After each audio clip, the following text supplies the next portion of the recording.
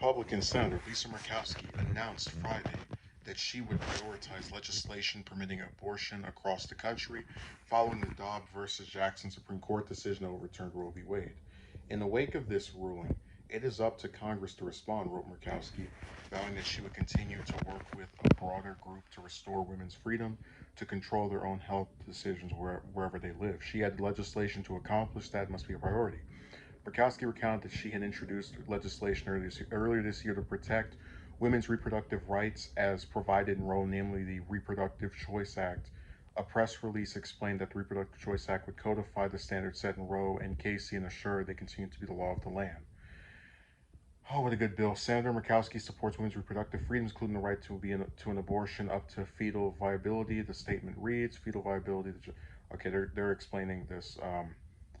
So listen, Murkowski is, in my opinion, a very underrated senator. I've defended her in multiple different videos because she has several positions that make her different from a lot of other Republicans.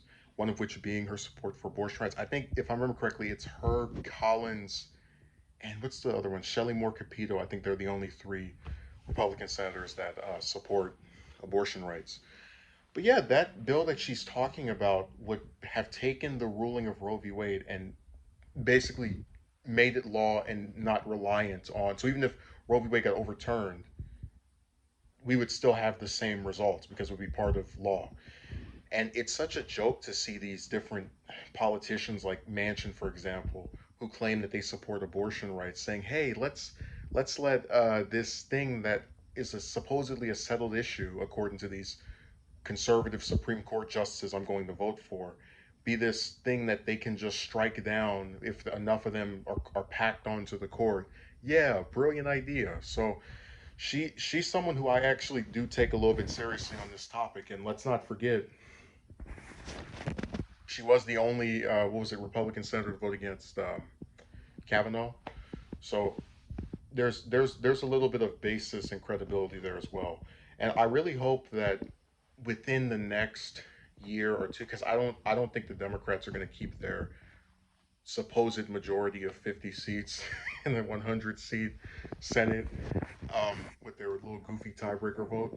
But I would really like it if you get her, you get Collins, you get Capito, who for some reason isn't as outspoken as the other two are, to side with all of the Democrats, which it still won't be enough, unfortunately, if you want to like just the stupid filibuster. And that's why I said so many times this stuff just seems hopeless because in a functioning U.S. body, getting 51 votes would be enough. But because of certain insane people that want to uphold the filibuster, um, we still may not see something like that pass.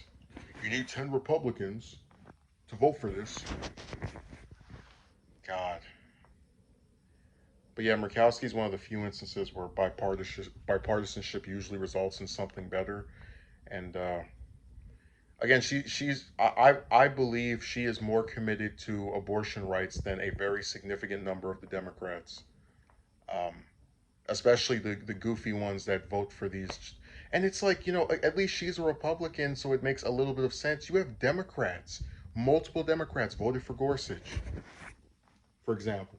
So I really hope that she's able to, make this priority come to fruition. I doubt it because the Senate is completely broken and doesn't work, but never say never, I guess.